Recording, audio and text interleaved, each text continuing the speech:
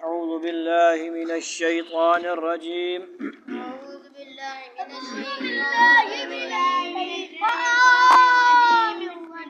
بسم الله الرحمن الرحيم.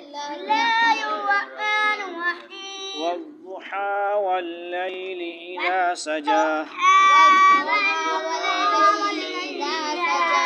ما ودعك ربك وما قلى وللآخرة خير لك من الأولى ولسوف يعطيك ربك فترضى ألم يجدك يتيما فآوى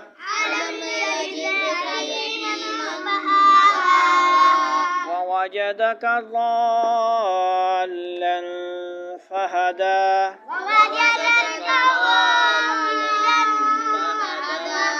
ووجدك عائلا فأغنى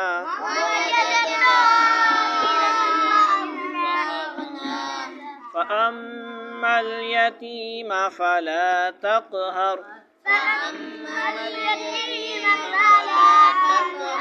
وأما السائل فلا تنهر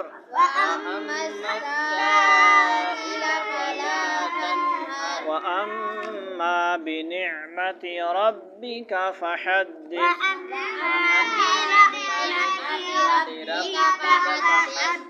صدق الله العظيم. یہ بعد از مغرب کی کلاس میں ترجمہ کی کلاس سورہ ضحیٰ ہے.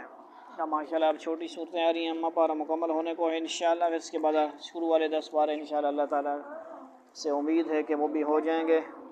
توجہ فرمانی ہے. اب کیا آ رہا ہے ان صورتوں میں؟ شروع میں قسموں کا ذکر آ رہا ہے. والشمس والفجر واللیل، سمجھ آ رہی ہے کہ نہیں؟ والضحیٰ، اے پیغمبر صلی اللہ علیہ وسلم، قسم ہے چڑھتے دن کی روشنی کی. واللیل اذا سجا، اور رات کی جب اس کا اندھیرا بیٹھ جائے. ما ودعک ربک وما قلی، کہ تمہارے پروردگار نے نہ تمہیں چھوڑا ہے اور نہ ناراض ہوا ہے. نبوت کے بعد شروع میں کچھ دن ایسے گزرے جس میں حضور اقدس صلی اللہ علیہ وسلم کے پاس کوئی وحی نہیں آئی. اس پر ابو لہب کی بیوی نے طعنہ دیا کہ تمہارے پروردگار نے ناراض ہو کر تمہیں چھوڑ دیا ہے. اس پر یہ صورت نازل ہوئی تھی. ضحیٰ عربی میں دن چڑھنے کے وقت جو روشنی ہوتی ہے اس کو کہتے ہیں. اللہ تعالیٰ نے پہلی آیت میں اس کی قسم کھائی ہے، اس لیے صورت کا نام صورت الضحیٰ ہے. اور چڑھتے دن اور اندھیری رات کی قسم کھانے سے غالباً اس طرف جا رہا ہے کہ رات کو جب اندھیرا ہو جاتا ہے تو اس کا مطلب یہ نہیں ہوتا کہ اب دن کی روشنی نہیں آئے گی. اسی طرح اگر کسی مصلحت کی وجہ سے وہی کچھ دن نہیں آئی تو اس سے یہ نتیجہ نکالنا کسی طرح درست نہیں کہ معاذ اللہ تعالیٰ آپ صلی اللہ علیہ وسلم سے ناراض ہو گیا ہے. تو سمجھ جائیے نبیوں سے اللہ ناراض تھوڑا ہوتا ہے، وہ تو پیار محبت میں کچھ ہوتی ہیں باتیں. وَلَلْآخِرَةُ خَيْرٌ لَكَ مِنَ الْأُولَىٰ، اور یقیناً آگے آنے والے حالات تمہارے لیے پہلے حالات سے بہتر ہیں. آگے آنے والے حالات سے مراد آخرت کی نعمتیں بھی ہو سکتی ہیں اور پہلے حالات سے دنیا. اور یہ مطلب بھی ہو سکتا ہے کہ آن حضرت صلی اللہ علیہ وسلم کی مبارک زندگی میں ہر آن آپ کے درجات میں ترقی ہوتی رہے گی، اور دشمنوں کی طرف سے آپ کو جو تکلیفیں پہنچ رہی ہیں آخر کار وہ دور ہو کر آپ ہی کا بول بالا ہوگا کہ نہیں؟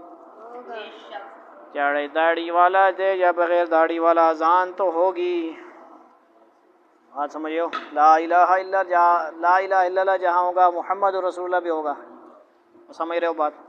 وَلَسَوْفَ يُعْطِيكَ رَبُّكَ فَتَرْضَىٰ، اور یقین جانو کہ ان قریب تمہارا پروردگار تمہیں اتنا دے گا کہ تم خوش ہو جاؤ گے. سبحان اللہ. أَلَمْ يَجِدْكَ يَتِيمًا فَآوَىٰ، کیا اس نے تمہیں یتیم نہیں پایا تھا پھر تمہیں ٹھکانہ دیا. حضور اقدس صلی اللہ علیہ وسلم کے والد آپ کی پیدائش سے پہلے ہی وفات پا گئے تھے. یتیم کا مطلب سمجھنے ہو کہ نہیں؟ آپ صلی اللہ علیہ وسلم در یتیم ہیں. کیا ہیں؟ جی یتیم کا جب استعمال کرو تو انتہائی ادب کے ساتھ معنی بتا کے پھر امی اور یتیم والا لفظ استعمال کرو تو تھوڑے دے بھی فتوے فٹ ہو جاؤ اور سر تن سے جدا لا تھوڑے دے فتوہ لگ ونجے.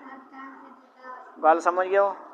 جب بھی مانا کرو در علماء کو پوچھ کے تو حوالے نل کرو نہیں تو مفتی طارق مسعود صاحب والا حال ہو سنے سمجھنے کو گل وفات پا گئے تھے، اس لیے یتیم کہتے ہیں جن کے والد وفات پا جائیں۔ اب نومی کو بھی کہہ سکتے ہیں کہ نہیں، اور والدہ کا بھی بہت کم عمری میں انتقال ہو گیا تھا، والدہ بھی ہو جائیں تو پھر ڈبل یتیم۔ اللہ تعالیٰ نے اللہ تعالیٰ نے آپ کے دادا عبد المطلب اور آپ کے چچا ابو طالب کے دل میں آپ کی ایسی محبت ڈال دی کہ انہوں نے آپ کو اپنی اولاد سے بھی زیادہ عزیز رکھ کر پالا تھا۔ وَوَجَدَكَ ضَالًّا فَهَدَىٰ، اور تمہیں راستے سے ناواقف پایا تو راستہ دکھا دیا۔ اور سمجھ آ رہی ہے؟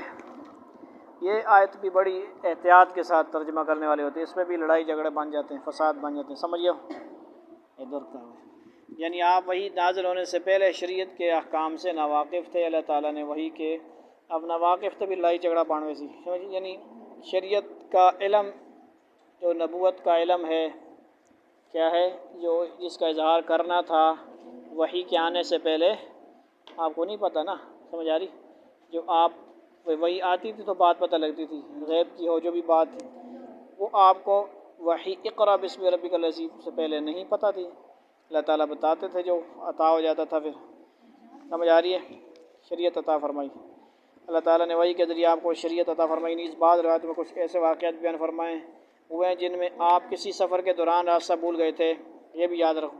اللہ تعالیٰ نے غیر معمولی طریقے پر آپ کو راستہ پر لگا دیا، ہو سکتا ہے کہ اس آیت میں اس قسم کے کسی واقعے کی طرف اشارہ نہیں، قرآن کی ایک آیت میں بے شمار خزانے ہوتے ہیں، مراد ہوتے ہیں، سمجھ آئی؟ کیونکہ قیامت تک آیت چلتی ہے نا۔ وَوَجَدَكَ عَائِلًا فَأَغْنَىٰ، اور تمہیں نادار پایا تو غنی کر دیا۔ حضرت خدیجہ رضی اللہ تعالیٰ عنہ کے ساتھ آپ نے تجارت میں جو شرکت فرمائی اس سے آپ کو اچھا خاصا نفع حاصل ہوا تھا، بات سمجھ گئے؟ فَأَمَّا الْيَتِيمَ فَلَا تَقْهَرْ، اب جو یتیم ہے تم اس پر سختی مت کرنا۔ وَأَمَّا السَّائِلَ فَلَا تَنْهَرْ، اور جو سوال کرنے والا اسے جھڑکنا نہیں ہے۔ سوال کرنے والے سے مراد وہ شخص بھی ہو سکتا ہے جو مالی مدد چاہتا ہو اور وہ بھی جو حق طلبی کے ساتھ دین کے بارے میں کوئی سوال کرنا چاہتا ہو، دونوں کو جھڑکنے سے منع کیا گیا ہے۔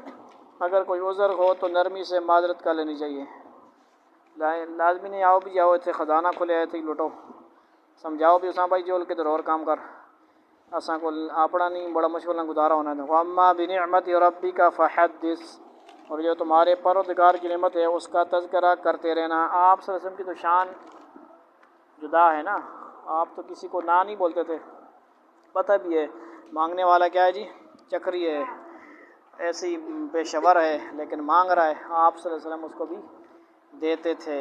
لیکن ہم لوگوں کو اللہ نے عقل دی ہے نا، تو تھوڑے بہت عقل کو استعمال کرنا ہے۔ والسلام علیکم ورحمۃ اللہ۔